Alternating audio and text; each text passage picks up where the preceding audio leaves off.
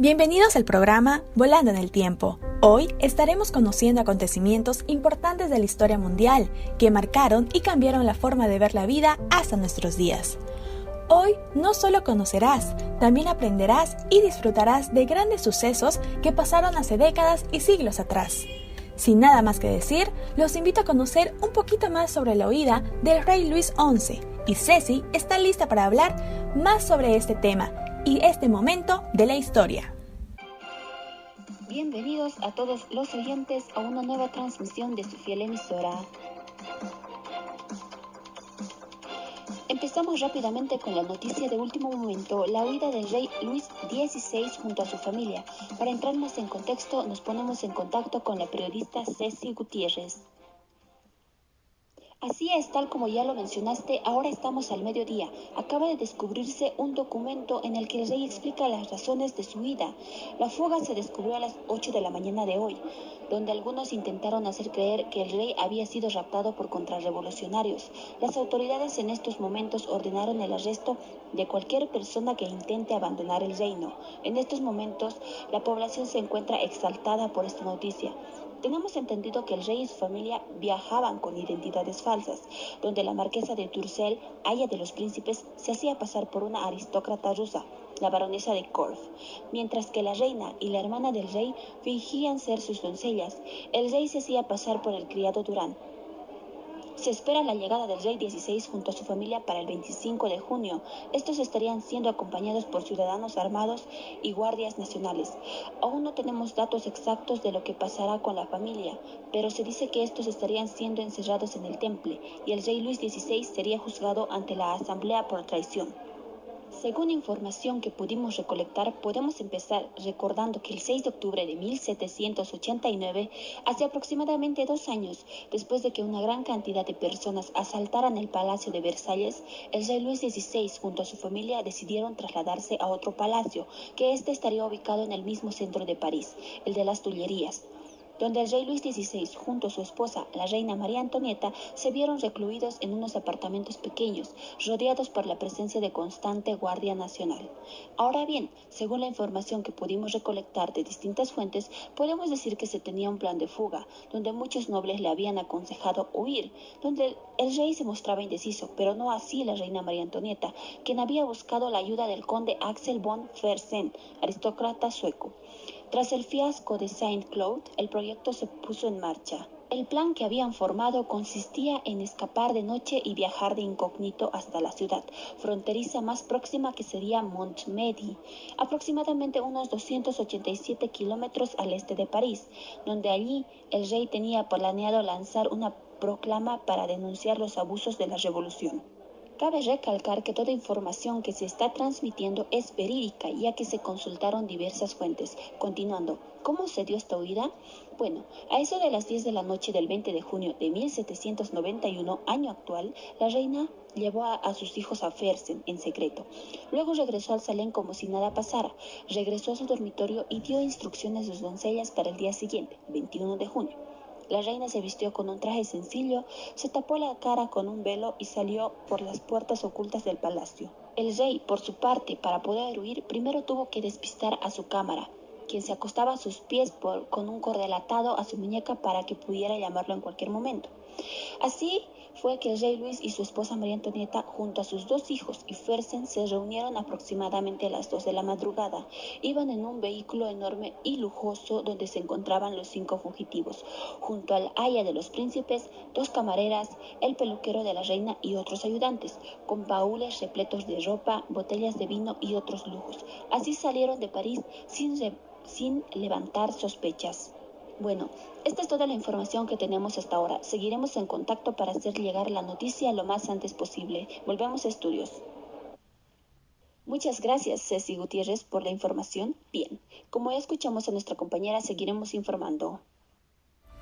Ahora nos vamos al otro lado del mundo, a China, junto a Esmeralda, que tiene una gran información sobre lo que pasó en este continente. La Guerra de Corea fue una guerra entre Corea del Sur iniciada el 21 de junio de 1950 y concluida el 27 de julio de 1953. Apoyada por los Estados Unidos y la ONU, contra Corea del Norte y apoyada por la República Popular China con ayuda de la Unión Soviética. La guerra fue el resultado de la división de Corea por un acuerdo de los victoriosos aliados de la Segunda Guerra Mundial y a la conclusión de la Guerra del Pacífico al final de la Segunda Guerra Mundial. La península de Corea había permanecido ocupada por Japón desde 1910 hasta el final de la Segunda Guerra Mundial. Pero tras la rendición incondicional del Imperio del Japón, los estadounidenses dividieron la península por el paralelo 38 y el norte, cual quedó ocupado por tropas soviéticas, y el sur por tropas estadounidenses.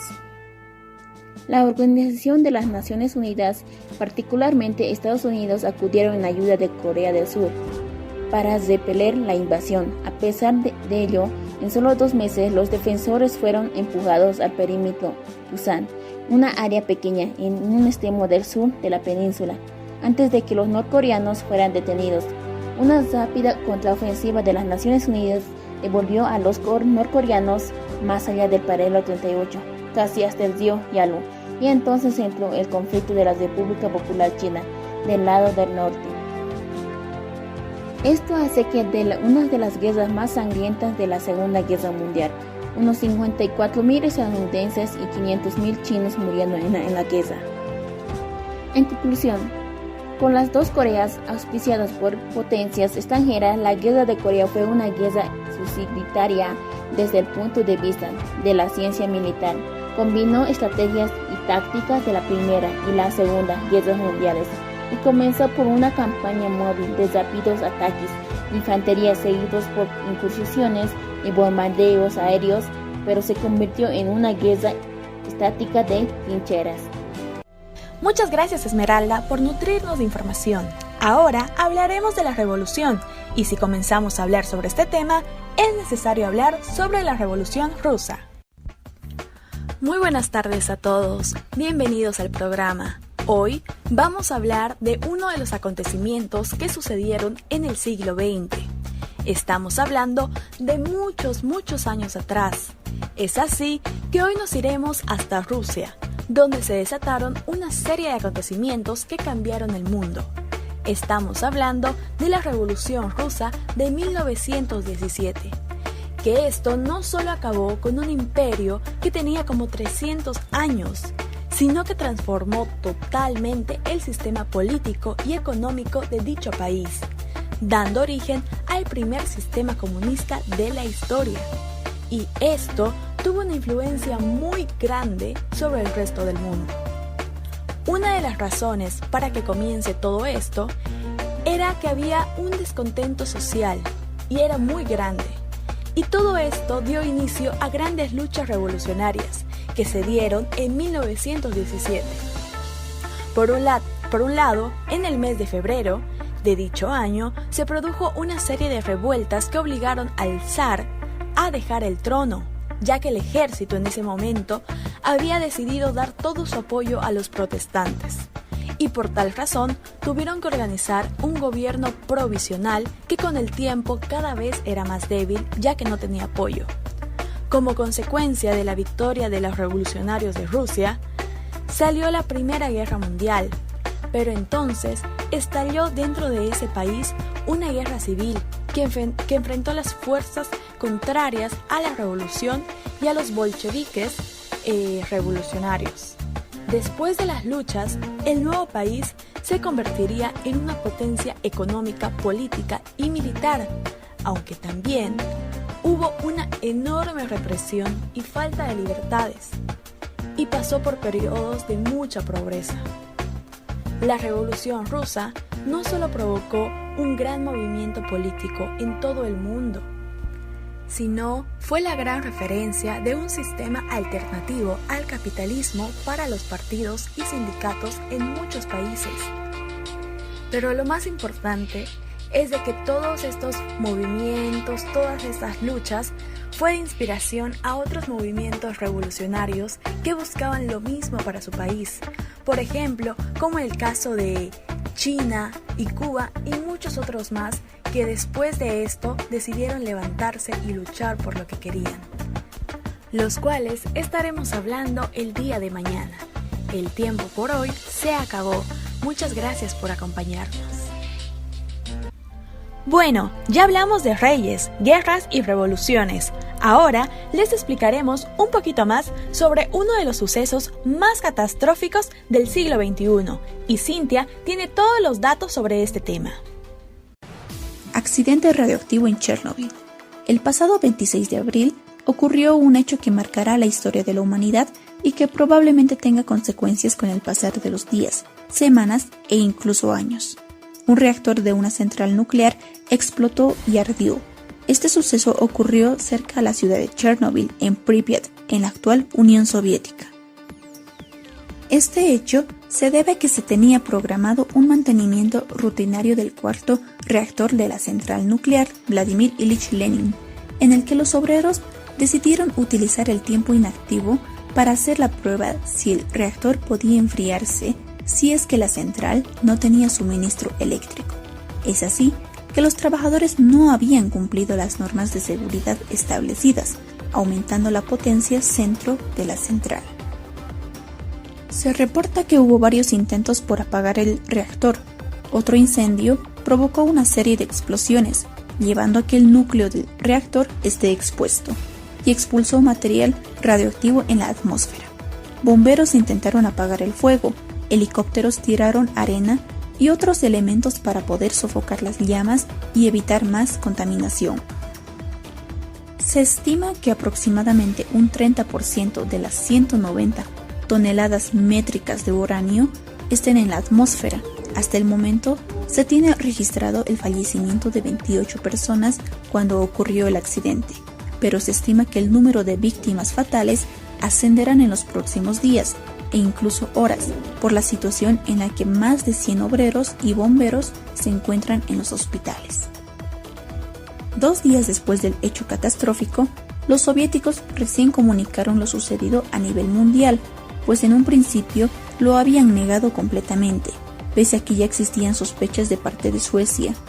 Existe la posibilidad que los habitantes más cercanos a este reactor, unas 335.000 personas, puedan ser evacuadas a zonas más seguras por el riesgo de radiación que se encuentra muy alto. Incluso se estima que este peligro en la atmósfera pueda llegar hasta Rusia. El parque de diversiones estaba programado ser inaugurado el día de hoy, 1 de mayo, en consonancia con el Día del Trabajador. Pero este fue inaugurado un día después de la explosión, el 27 de abril, para que no existan sospechas de que algo malo había ocurrido. El parque cuenta con 4 atracciones que por el momento no están en funcionamiento: rueda de la fortuna, autos chocadores, un barco balancín y un carrusel. Se pronostica también que la salud de las personas quede muy afectada por la alta radiación a la que fueron sometidas, que presenten anomalías físicas, incluso en animales y plantas de alrededor. Se realizarán estudios a las personas para determinar el porcentaje de radiación en sus cuerpos y puedan ser atendidos de manera adecuada. No se descarta que esta ciudad quede completamente deshabitada por muchas décadas, pues las investigaciones que se están realizando sobre la radiación indican que la gente no podrá vivir en esas condiciones. Muchas gracias por acompañarnos. La próxima semana tendremos mucha más historia e información de diferentes partes del mundo. Esto fue Volando en el Tiempo.